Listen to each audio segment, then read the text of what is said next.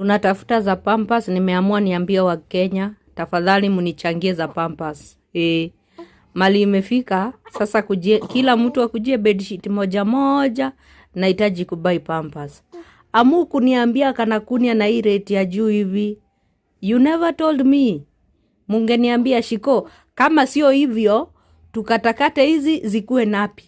You tell me why.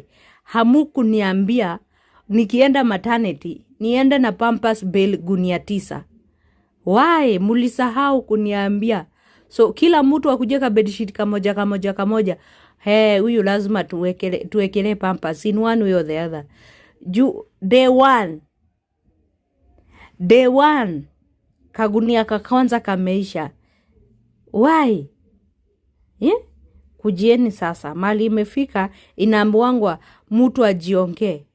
Mimi nimeamua kujiongea, mwenye ana masikio tafadhali sikiza venye najiongea cause.